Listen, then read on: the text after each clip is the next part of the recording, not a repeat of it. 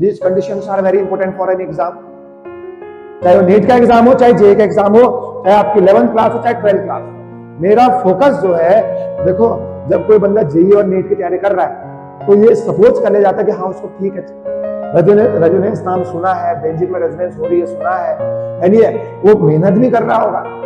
अब जो 11th class और 12th क्लास वाले बच्चे हैं उनको पता नहीं होता है सर इनका इंपोर्टेंस क्या है, बहुत इंपोर्टेंस है। आपकी पूरी 11th क्लास की जो केमिस्ट्री है, बेसिक केमिस्ट्री, इनऑर्गेनिक्स देख लीजिए आप, periodic table, chemical bonding, 12th में यही है सब। पी ब्लॉक है, डी ब्लॉक है, ब्लॉक है, जिसको 11th क्लास की केमिस्ट्री समझ में आ रही होगी वो वहां 12th क्लास में खुद ही करके जाएगा। ऐसे आपके ऑर्गेनिक केमिस्ट्री 12th क्लास में सेकंड बुक, सर वो ऑर्गेनिक केमिस्ट्री आपको तब आएगी जब आपने 11th क्लास की जो ऑर्गेनिक केमिस्ट्री है GOC1, जिसको मैं यहाँ पर पढ़ा रहा हूँ, जिसका इंडक्टिव इफेक्ट का लेक्चर हम खत्म कर चुके हैं, क्वेश्चन भी कर चुके हैं और रेजोनेंस स्टार्ट किया है, ये जो GOC1 आपको अगर क्लियर है, आपको कोई ऑर्गेनिक केमिस्ट्री हरा नहीं सकता है। तो इतनी इंपॉर्टेंट रह जाती है चीजें। अब खाली 12th क्लास में जा रहे हो, रिएक्शन याद कर लोगे, रट लोगे, वो फिर आप लिमिटेड चीजें आप उसको भूल जाओगे। अगर आपको मैकेनिज्म सारे से करना आता है कि how the reaction is proceeding, उसके बाद आप उसको कर लोगे आसानी से।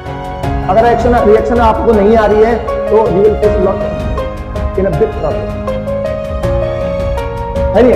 आप बहुत बड़ी परेशानी आपको फेस कर सकते हैं अगर आपको नहीं आ रही चीजें। फिर आपको रिएक्शन रटेंगे, कल भूल जाएंगे, कल रटोगे, परसों भूल जाओगे, है नहीं? फिर आपको सिंपल रिएक्शन याद नहीं होगी, एसिडिक स्ट्रेंथ का ऑर्डर पूछेगा, बेसिक स्ट्रेंथ का ऑर्डर पूछेंगे, आप पढ़ेंगे बट एक क्वेश्चन का आंसर मिल पाएगा आपको।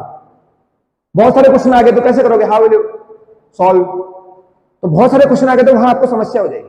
उसके लिए आपका 11th क्लास का GOC1 जो है, जो मैं आपको यहाँ पर पढ़ा रहा हूँ, ये आपको लेक्चर को बहुत जरूरी समझना है, बहुत इंपॉर्टेंट तरीके से समझना है, तभी आपको माइंड में ये सारी चीजें क्लियर होंगी। अगर GOC1 जिसने कर लिया, GOC1 को अपने कमांड में कर लिया, तो GOC2 is a very very easy topic.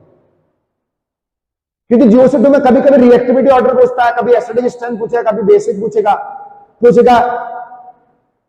ये ज्यादा बेसिक क्यों होता है, इससे अमीन में पूछेगा, अमीन का बेसिक कैरेक्टर होता है, कार्बोक्सिलिक एसिड में एसिडिक और बेसिक स्ट्रेंथ का ऑर्डर पूछेगा, वेरी कॉमन क्वेश्चन। ये एग्जिस्ट करता है, इसका बॉइलिंग पॉइंट कम होता है, इसका ज्यादा होता है, ये सारे के सारे चीजें जो है आपकी 11th क्लास में। तो मेरा आपसे रिक्वेस्ट, हम्बल रिक्वेस्ट है, आप इसको सही तरीके से पढ़िए, बहुत चीजों को आप बहुत आसान बना के पढ़िए, चीजों को समझो। मैं यहां से आपको क्या समझाना चाह रहा हूं, देखिए मैं एक चीज को बहुत बार रिपीट कर रहा हूं, इसका मतलब है कहीं ना कहीं आपके माइंड में डाल रहा हूं कि जो चीजें बहुत आसान है। आपने आज तक उन्हें गलत तरीके से पढ़ा है या गलत तरीके से आपके सामने पेश हुई है वो चीजें। अगर आपको आज तक रेजोनेंस समझ में नहीं आया, इंडक्टिव इफेक्ट समझ में नहीं आया, तो इसका मतलब आपने कहीं ना कहीं मेहनत नहीं करी होगी, उसमें कमांड नहीं करी होगी, बार बार रिविजन नहीं किया होगा।